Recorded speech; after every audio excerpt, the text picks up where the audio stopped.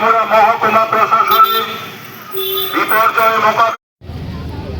নমস্কার, আজকে আমরা তেলিয়ামুড়া মহকুমা প্রশাসনের উদ্যোগে আন্তর্জাতিক দুর্যোগ ঝুঁকি হ্রাস দিবস উপলক্ষে আমরা একটি বর্ণাঢ্য র্যালি আমাদের আগামীর ভবিষ্যৎ অর্থাৎ আমাদের বিভিন্ন বিদ্যালয়ের ছাত্রছাত্রী সহিত আমাদের মহকুমা প্রশাসক শ্রী অপূর্ব কৃষ্ণ চক্রবর্তী মহোদয়, তৎসঙ্গে ডিসিএম সাহেব আছেন, আমাদের সাথে রুরাল এবং আরবানের সিডিপিও থেকে ধরে আপাদ মিত্র ভাই এবং বোনেরা, মহকুমা প্রশাসনের বিভিন্ন লাইন ডিপার্টমেন্টের আধিকারিক থেকে কর্মীগণ সবাই মিলে আমরা এই বর্ণাঢ্য র্যালিটুকু আমরা তেলিয়ামুড়া রাজপথ জুড়ে আমরা করেছি এবং হাজার হাজার ছাত্রছাত্রী থেকে ধরে প্রত্যেকে আমাদের সাথে সামিল হয়েছেন।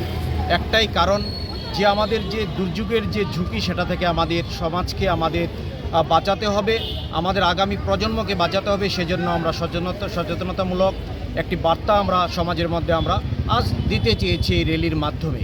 কারণ আপনারা প্রত্যেকেই জানেন যে আমাদের প্রাকৃতিক দুর্যোগ আমাদেরকে বলে আমাদের আসে না, সেই সময়কার সময়ে আমাদের যারা আছেন সুনাগরিকগণ যারা আছেন তারা যাতে তাদের প্রাণ এবং সম্পদকে রক্ষা করতে পারেন, সেই জন্যই আমাদের এই র্যালি।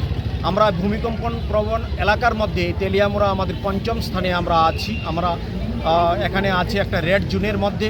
সেই জায়গাতে আমাদেরকে সতর্ক থাকতে হবে।